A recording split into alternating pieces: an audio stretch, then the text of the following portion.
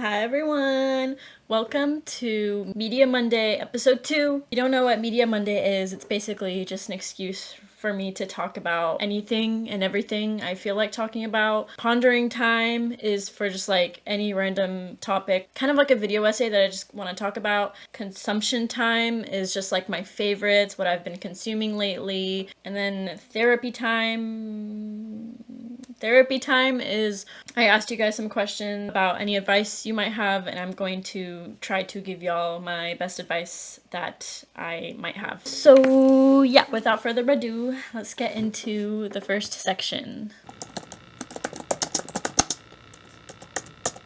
Okay, so I just want to start out by saying that this topic isn't anything new or crazy. It's been known that humans have insecurities, okay? And it's probably been talked about by so many other like video essay channels. So just, if this is like redundant, I'm sorry, but like I feel like this has really been resonating with me a lot lately because I am someone who posts their face on the internet for a lot of people to see. So I feel like I've just experienced this dehumanizing phenomenon firsthand. And what is that phenomenon?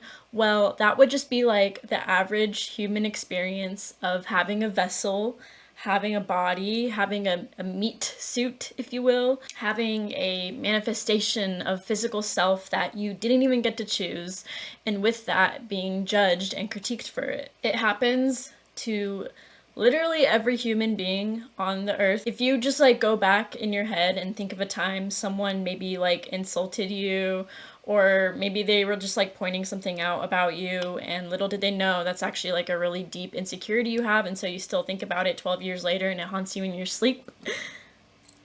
We've all been there. I think we've all been there at least once. But with the existence of the internet, this happens now more than ever. We have become so desensitized to having access to everything and anything on the internet that we've forgotten how to mind our own business. And so yeah, that's what I will be discussing during this pondering time, because I have always had insecurities and they have always followed me since I was a child. Even before I hit puberty, I was worrying about what my face and body looked like literally while it was in active development. I've never been at peace with the way I look, and I've never been able to look in the mirror and like think of myself as a beautiful person. And a lot of that has to do with the way the media has sort of conditioned my brain. Sometimes I wish that mirrors were never invented. It's no secret that being a human in civilization is an experience that is rooted in many layers of standards, customs, expectations, and I think every society functions that way. And you don't even have to be a woman. This goes for everyone. I like, even your dog has standards that is like, dogs bark, dogs are cute, like that's, and if your dog isn't cute and if it doesn't bark, people are gonna be like, what the heck? There's always going to be a specific standard that is the most optimal for yourself to function in society. But what happens when you can actually meet this standard? Let's say you're one of the lucky ones who has a face and a body that is above average. Surely you've achieved the ultimate route to success and happiness in life. Surely you are treated like a normal person. Surely. Yes and no. You see, there's people out there who exist, and you look at them, and even if they're not attractive to yourself, because of course beauty is subjective, you can acknowledge that this person is conventionally attractive. Maybe not to you, but to a lot of other people. They meet a certain standard at a large scale, and I've noticed that a lot of celebrities basically all meet this standard. Just as a current example, Millie Bobby Brown is a Gen Z actress who is of course known for her role in Stranger Things, and she has had to face the unfortunate dilemma of being perceived by masses of people her whole life, basically. And she has grown up to be a very conventionally attractive woman. But despite that, the media always has something to say about her appearance. There is no such thing as existing in peace when you are online or in the eye of public exposure. And I'm someone who has only experienced like a very small fraction of the scrutiny she has. Having a YouTube, I of course have received a few hate comments about my face or just the way I look, but I cannot fathom actual journalists who get paid real life money to write articles and news stories about my face. That would be a breaking point for me because I'm very sensitive, so I can really empathize with people like Millie Bobby Brown and for every single person who has been a victim of the media and the crime just being a human and existing. The fact that adult writers are spending their time dissecting my face, my body, my choices is disturbing, and the fact that some of these articles are written by women makes it even worse. We always talk about supporting and uplifting young women, but when it comes down to it, it seems a lot easier to just tear them down for clicks. We have become a society where it's so much easier to criticize than it is to pay a compliment. Why is it the knee-jerk reaction to say something horrible rather than just say something nice? If you have a problem with that, I have to wonder, what is it that actually makes you so uncomfortable? Let's do better. Not just for me, but for every young girl who deserves to grow up without the fear of being torn apart for simply existing. Thank you. The strive of being beautiful is self-harm, and it's a scam. And it would be very hard to convince me otherwise. The Kardashians, I know this is like such a obvious example, but it's like obvious for a reason. They're very relevant figures in American pop culture. When it comes to beauty and fashion trends, they are on top of it. They are sort of like the embodiment of what is current, which is always changing, but somehow money, they will always keep up with it, and that's why they will always be relevant. I've had very mixed feelings about them because on one hand, I pity them. I do, because I've seen the comments people say about them. I'm guessing they receive like hundreds, if not thousands of comments every day that are just critiques about their body. To me, they not only represent the standards of American beauty, but also the shallowness of our deepest selves. I saw this video of Kim Kardashian recently, and she was forcing herself, or she was like taking off this dress because like she didn't fit in it, and so it was like really hard to take off, which I can understand. I think, you know, all of us have like done something like that. Like one time I wore my sister's shoes because they were really cute, but she's a half size smaller than me, and I remember like the whole day wearing them, my feet were like and it hurts so bad, but I was like, it's worth it, like these shoes are so cute. And so I can understand that. But at the same time, she is actively promoting that type of harm and saying that it's worth it. Never felt this much pain in my life. Can I take it off? Yeah, but how? Freddie, you have a knife? I am claustrophobic. I've never felt this way before, where I feel like I can't breathe. I'm just like actually gonna die. Take a pic of my back. Let me see. Does it look crazy? Oh my God, really? Was the pain worth it? Absolutely. If you look good, it is all worth it. So yeah, I feel bad for them, but at the same time, like, I don't really, because they have a platform, and instead of speaking out against these really harsh standards and the shame women feel, like Millie Bobby Brown did, they embrace it and they chase after this dangerous type of beauty. And so we, the consumers, consume it. We, the general people, give these celebrities the power, we give them the voice, and that's why you have so many people with self-image issues, because we compare ourselves to them. Celebrity culture fuels our obsession with self. But what people don't realize is that you're comparing yourself to someone who has all the money and all the opportunities to change themselves. You know that saying, you're not ugly, you're just broke? It's kind of true. Whatever surgery, whatever procedure, whatever supplement or makeup or photo editing is right in the palm of their hands. The average person does not have that same opportunity or access to just edit themselves on a whim. And so then it becomes something that feels achievable because we see people like Kim Kardashian doing it. We see this facade she puts on, and although it hurts, she claims it's worth it to be beautiful. So we also believe that. Beauty can sometimes be pain, but the strive for perfection will always be self-harm. It's absurd to try to be something that doesn't even really exist. Perfectionism is a concept. You will fall into this never-ending spiral of finding flaws you didn't even know you had. It's like trying to plug a water leak on a pipe, and then as soon as you plug it, another leak pops up and you have to keep patching it up until it inevitably just breaks.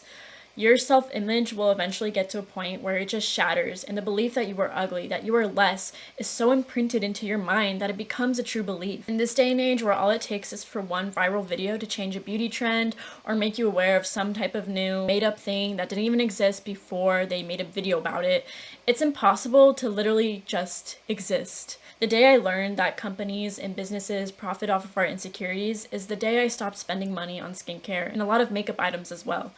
I just kind of had this revelation that they are all the same, and I highly doubt they are selling you a product for the greater good. At the end of the day, they want you to be a returning customer. They want you to keep purchasing something. They don't want you to buy that product just once. They have to make continuous purchases for it to be a sustainable item in their brand. So the beauty industry can sometimes be a little gimmicky. I'm saying this because I was someone who literally loved to buy skincare. It was honestly like a hobby for me. I watched so many skincare videos. I had so much knowledge about the ingredients. I knew what a toner was versus an essence. I knew all the skin types, what serum you should buy, and I was working at 15 years old, and that's what I was spending my minimum wage dollars on. A freaking $45 cleanser. And I liked how pretty the packaging looked, and I liked the feeling of buying something for myself for the sake of self-care, something that was supposedly good and would fix my skin.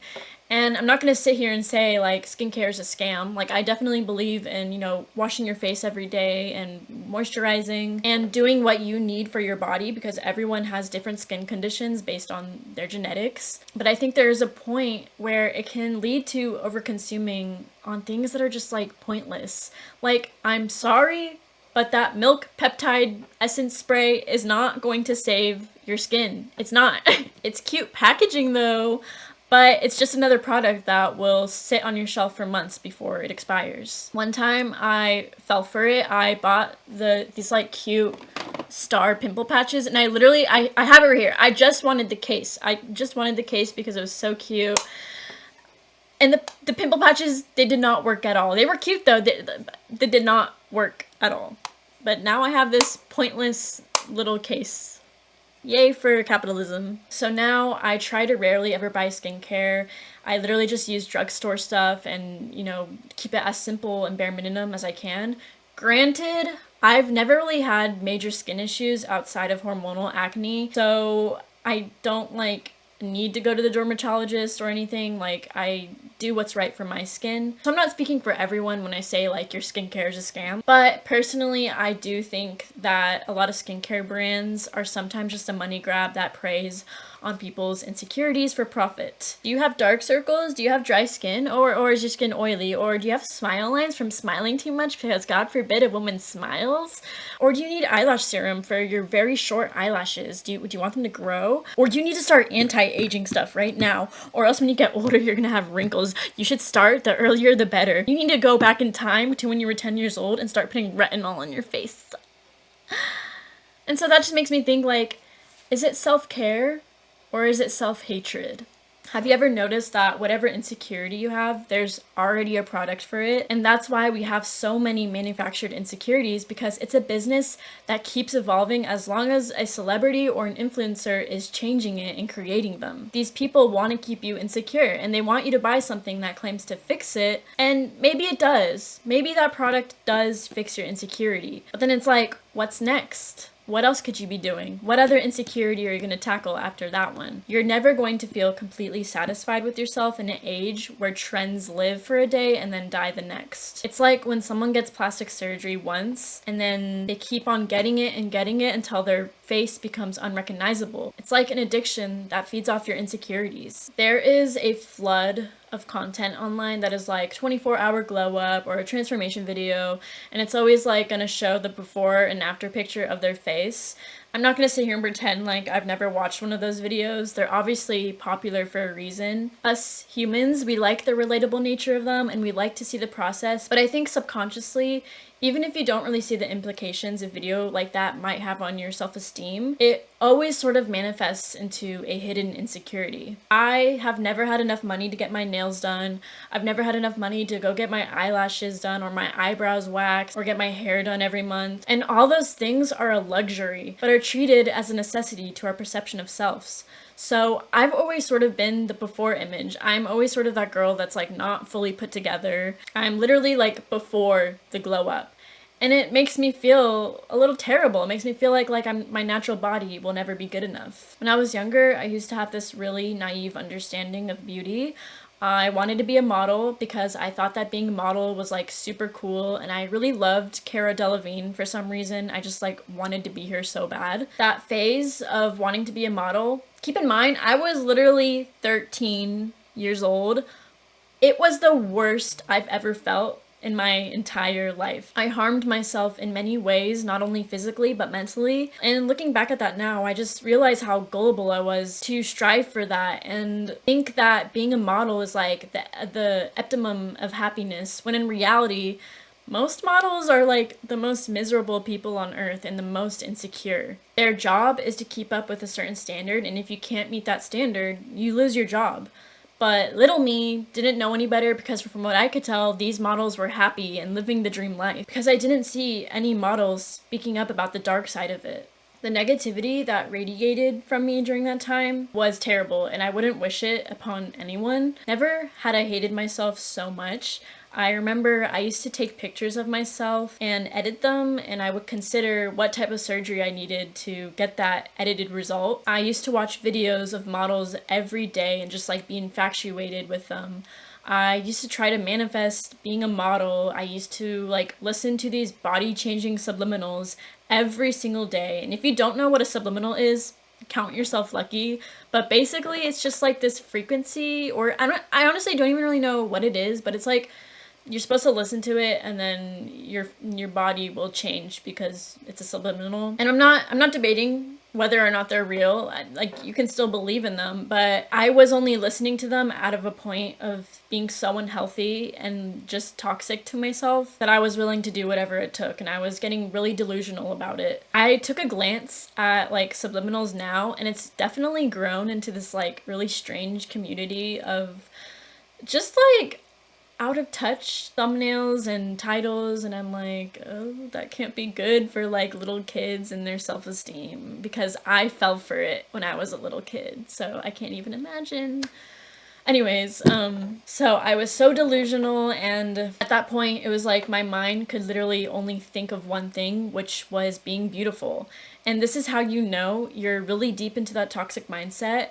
You start to judge not only yourself, but the innocent people around you. I would see beautiful people in my daily life, and as soon as I saw them, I got this really ugly feeling in my chest. It was sort of like a mixture of self-hatred and jealousy that this person was effortlessly beautiful and I wasn't. I was never the type to like actually put myself in drama and be in like gossipy situations. It was always just like in my head. I was just going crazy in my head. But I definitely think that the people who gossip the most are often the most insecure, and I definitely think that's a correlation and not a coincidence. That's why you have people writing news articles about celebrities' faces and bodies, because humans feed off that insecurity. We worship celebrities like a religion, like they are gods, but we don't want to see these gods rise, we want to see them fall. So fascinated and hypnotized by vanity, we watch them live their lives as if it's a movie. We have expectations, we project our beliefs and values onto them, and judge their life choices as if it's our own. Celebrities are the victims of entertainment that creates a social disconnect in society. Once upon a time, I used to be really into K-pop,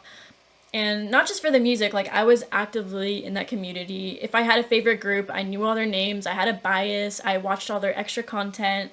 I never bought albums, but I was like really close to spending money on K-pop, very, very close. But yeah, it just totally felt so parasocial, and it was also just like a huge coping mechanism for me. It was my way of filling a void of my insecurities and my loneliness, but it just sort of gets to a point where you idolize these humans so much so to the point you dehumanize them and treat them like they're robots. And that's why they're called K-pop idols. You're supposed to idolize them because they act and portray themselves as a standard.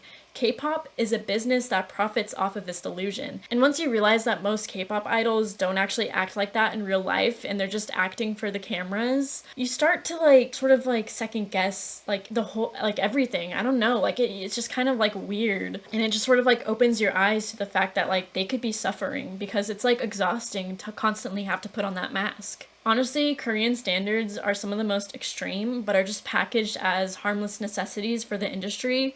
K-pop idols must withhold a perfect image in order to survive. These idols are controlled by the immense pressure to have a perfect face, body, voice, dance, and personality. K-pop idols can have no such thing as a bad day when every day they are performing to please their wide audience of fans who think that they owe it to them. I've seen it happen firsthand in the comment sections of K-pop videos, and it always leaves such like a terrible taste in my mouth when people criticize someone's voice because, God forbid, they hit a note wrong, or they accidentally do the wrong dance move, or maybe their face isn't the conventional face shape. And because of that, they get treated as if they committed a crime. They get shunned. As a matter of fact, they get treated worse than actual convicted felons. Whenever I consume K-pop now, it's strictly the music because I feel like the community is just so toxic and it makes me feel this sense of like hopelessness. It's like so dystopian. The public intrudes on these people's lives and it loses all notions of respect and crosses so many boundaries, which often results in really like dangerous behaviors like stalking and just really delusional people who think that their favorite K-pop idol is like their friend and someone they know. And I really can't emphasize this enough, that it's incredibly damaging and draining to think that way. When you start to see people and yourself as not only a person but a product, it's hard to come back from that. You really have to rewire your brain, and I've done it before, but it's a process and it's a whole new way of learning how to perceive humans. Is beauty a hobby or just a chore? So I totally think that you can enjoy makeup as a hobby, but I think it can also be something that is just another social pressure. Like, I think of people who do traditional goth makeup and people who do like really cool editorial makeup. Like, they're not doing it for other people, they're doing it for themselves and because they get genuine joy from it, and it's like an art form and way of expression. Something I always kind of have to ask myself is, if I was the only person left in the world, would I still be doing my makeup? And honestly, like, no, I wouldn't, because I don't consider makeup a hobby. Now, if I was the last person on the world, you better believe I would still be wearing cute outfits. You better believe I would still be going shopping and just like putting cute outfits on, okay? Like, because that's fun for me. That's like a hobby for me. I love fashion and I love clothes, but putting on makeup is more like a chore for me. It's something I feel like I have to do in order to be more acceptable to the public. Because when I don't wear makeup, honestly, like, I feel ugly. And I hate saying that word because it's such a vulgar word, but to me, like, it's such a normal thing.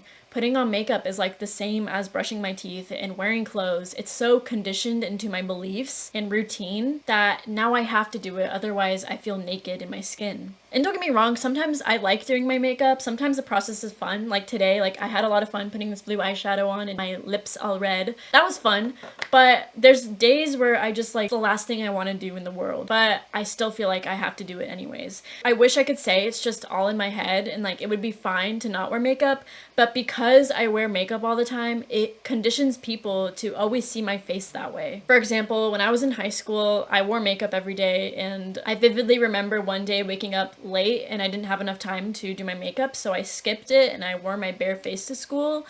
And I kid you not, I had like 10 people asking me what was wrong. Why did I look so tired? And I had a teacher literally ask me if I was like sick, and I was like, I'm just not wearing makeup. And I just remember feeling like so insecure about myself and so crappy because I came to the realization that I was setting a certain standard for my face. And it made me think there was like something wrong with myself. You can totally have a healthy relationship with wearing makeup. I think if you're someone who can go outside and wear a full face of makeup, but then the next day wear like a bare face and feel as equally as confident, like, you're good. Like, your self-esteem is like in check.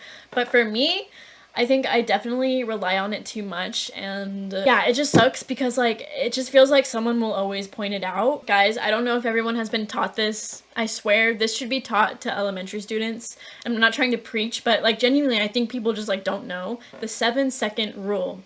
If you are about to tell someone something about their body and they can't change it within less than 7 seconds, then do not tell them, because I guarantee you they already probably know. If your friend has a booger in their nose, or if they have like food in their teeth, or if their like zipper is unzipped, then tell them, because personally I would want to know those things because they're like embarrassing things that you can fix really fast. But if you see someone and they have a pimple on their face, or just something that's like already a part of their body, don't tell them, because they know. They live with themselves. They see themselves in the mirror every day. Growing up, one of my biggest insecurities was my hairiness. I'm part Hispanic and Middle Eastern, so I naturally have very, very dark hair and hair that grows back super fast. It grows on my upper lip, it's my eyebrows, it's my arms, it's just like everywhere. And when I was younger, I wasn't allowed to shave it. So it was like I would go to school with it, and people would always point it out and tease me about it as if I didn't already know that I had hair on my arms.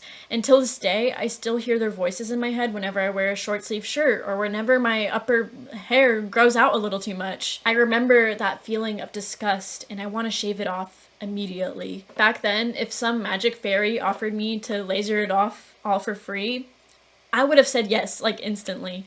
But now, I kind of want to say no. Just because, like, frick them, you know? Frick them, okay? Like, I want to learn how to embrace it, because whenever I see other girls and they have hairier arms, it makes me feel really happy and I feel a sense of justice. So I don't ever want to get rid of it, because it feels too much like I'm giving in to those people and proving them right. I think I am a stronger person now because I went through such insecurity at a young age, but I really wish no child would ever have to go through that, and it's really unfortunate that it's happening even more now, our phones and how easy it is to access them. Seeing little children shop at Sephora is kind of sad, and you know, of course, little kids, we like to play with things. You know, I imitated my mother. I used to play with her makeup, but the only difference was I was getting my makeup from Claire's, a little kid's store. And now little kids are putting retinol and chemicals on their faces. And it's not the little kids' fault. Kids are gonna be kids. They're gonna imitate what they see online,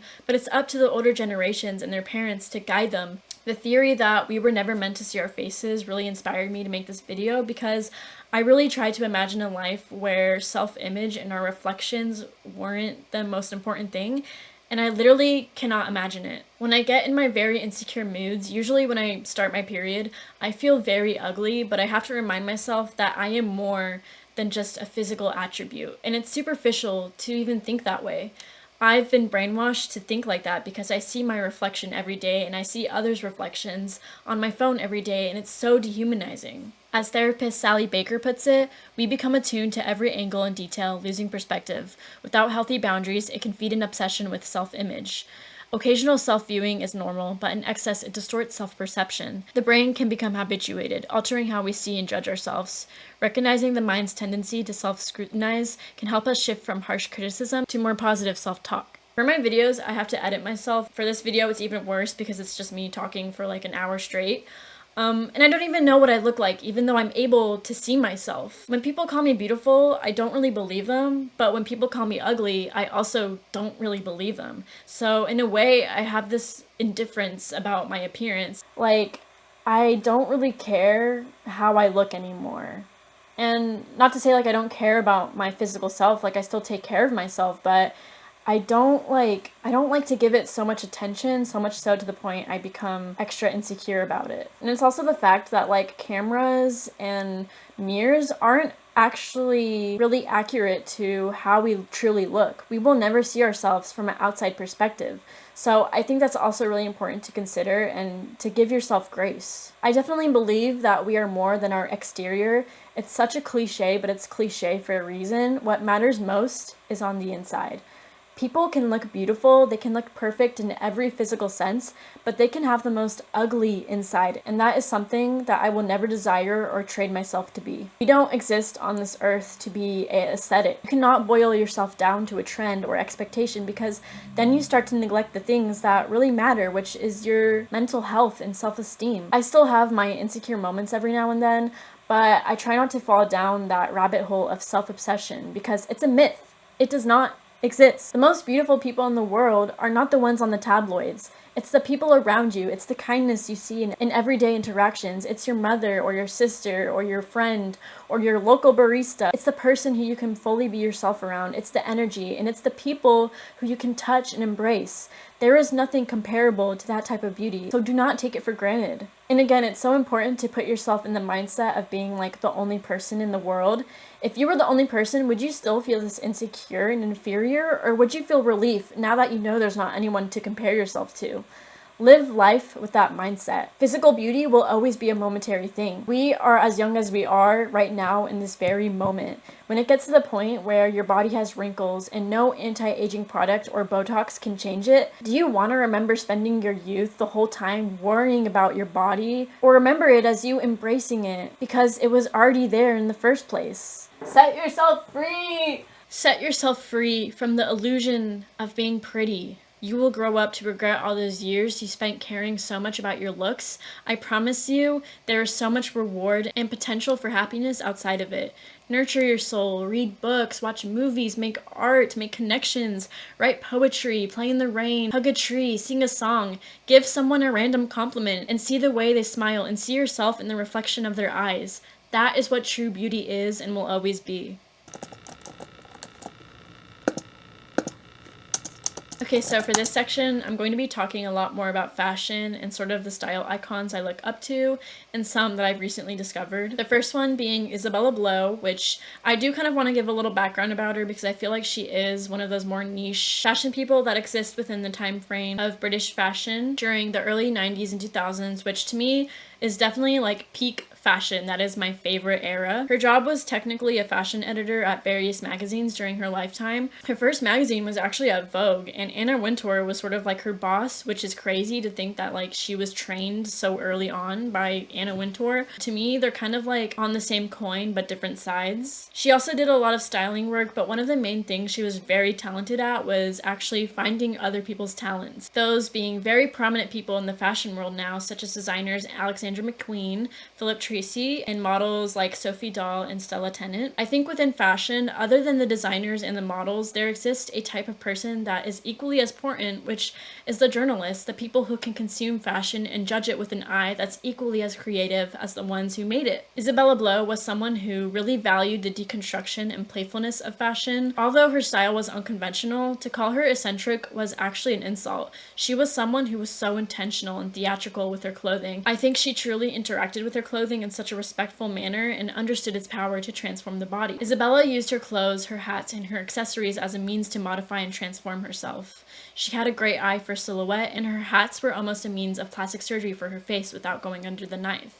She said they can lift you, they can make you look different, and I think that was something that she really indulged in. Isabella was someone who faced a lot of insecurities, and there was a lot of tragedy in her life from a very, very young age, so fashion was always kind of like a shield and a bandage to protect herself from all these deep wounds she had. I think she had such an important and underrated legacy in British fashion, and it's so intriguing how the fashion world almost rejected her and embraced her at the same time. But really, I just want to take a second to appreciate her amazing sense of style and her outfits that were so unique to herself and revolutionary. I have a deep sense of admiration for anyone who can wear clothes that are outside the norm.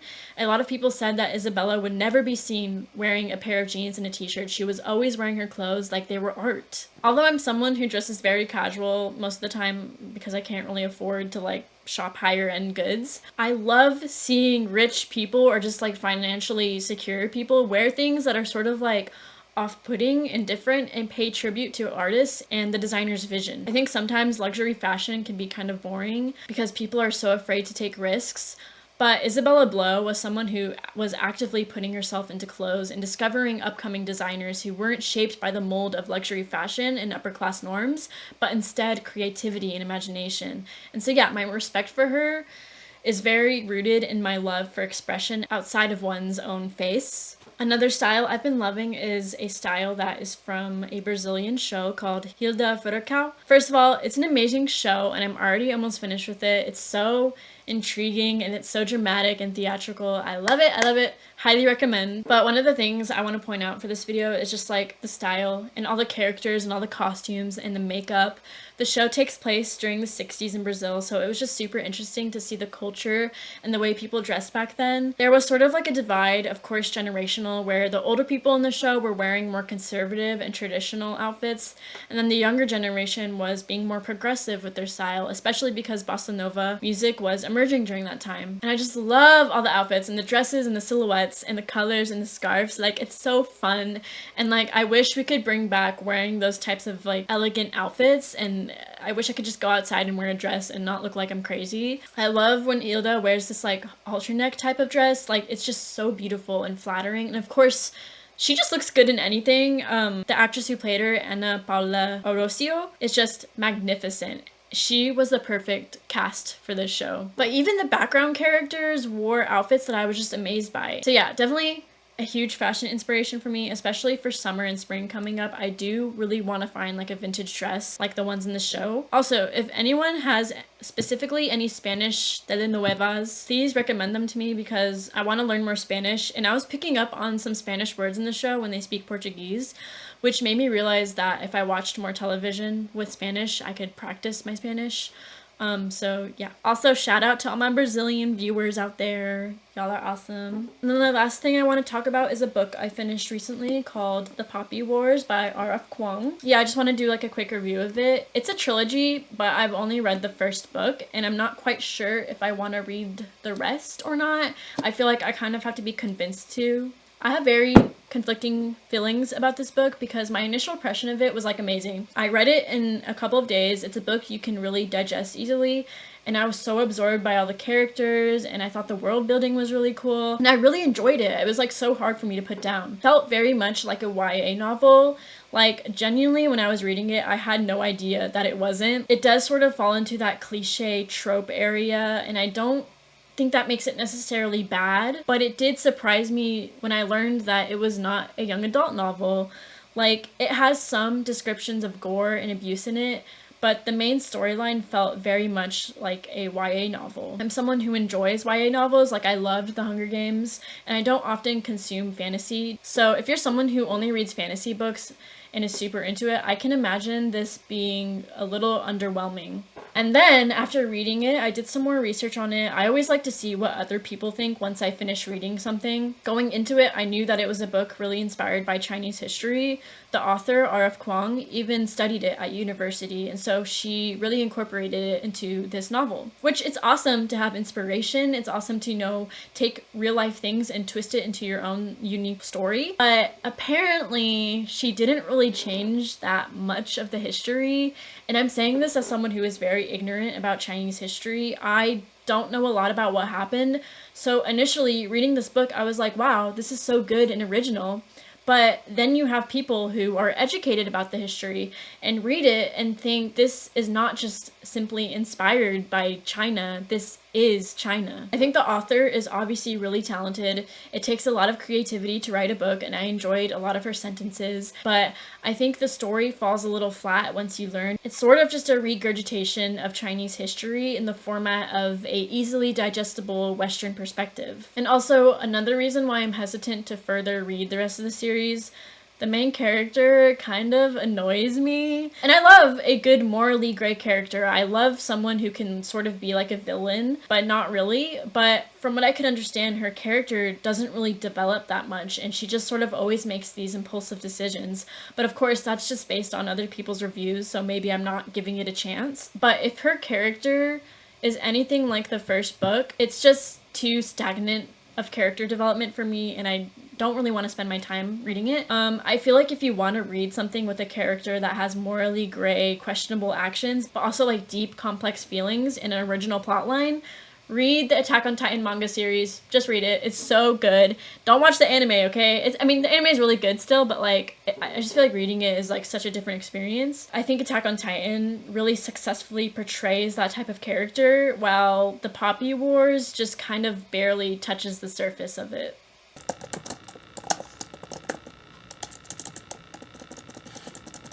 Okay, it's time for advice time. As always, please take everything I say with your own judgment. I'm just a girl, okay? I'm just a girl. Don't get mad at me if what I say, like, you don't also agree with. The first question I wanted to answer, because I think it kind of resonates with this video, says, how does one find their personal style in clothing? I always imagine that if I combine pieces of clothes that I like together, it would shape up my style, but it doesn't feel like a coherent style exactly, just a mishmash of random stuff.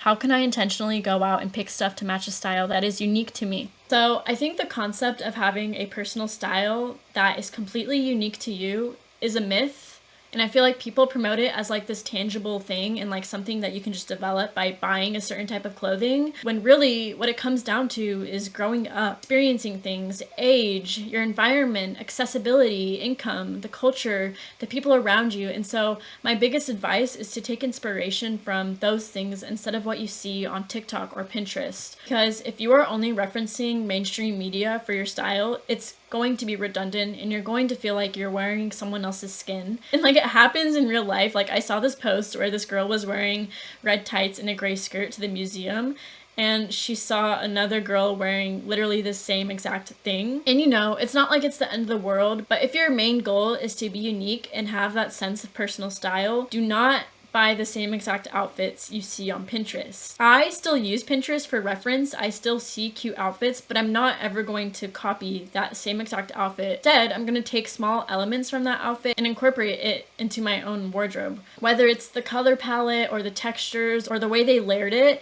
you can make it your own as long as you don't copy it word for word. I remember when I was 14, I didn't have the resources to buy things that were representative of my style. I didn't have a car, I didn't have money. I just wore what my mom bought me whenever we would go shopping once a year for back to school. And that's okay. Nobody expects a 14-year-old to have this super elaborate style when literally style is just aging. Once I started growing up and started making my own money, I was able to afford clothing and I was able to take myself thrift shopping. And that's when I started to become more conscious about my style and was able to develop it. I stopped shopping at the mall and instead was thrifting and buying secondhand, which I highly recommend because you can find truly one-of-a-kind pieces whenever you stop going to the mall. But yeah, if you want to explore your style more, don't limit yourself. I think the idea of having a cohesive style is boring. I can respect when people do it. Like, for example, if you're a part of a alternative subculture and you only wear a certain type of dark clothing, or maybe you're someone who really likes the color purple and you only wear purple colored clothes. That's awesome, you know, like, cool to see people doing their own thing. But for me personally, my closet is made up of so many different genres of clothing. It's truly whatever I feel like I'm in the mood for. If I want to wear something more Y2K, or if I want to wear something a little more gothic or emo or something a little more hipster, I have those different types of clothes, and it's even more fun to mix and match them and confuse people. I am a mosaic of styles and people I've met and adored, and I think people who can do that are some of the most unique looking individuals. So definitely just keep an open mind, look at magazines, look at what people are wearing in movies, just avoid TikTok and social media as much as you possibly can.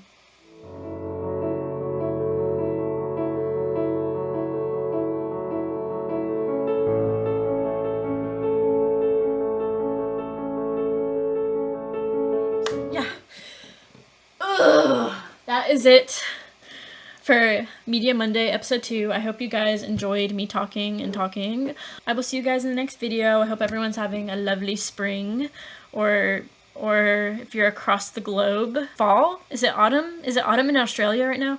Okay, anyways, bye. Love you guys.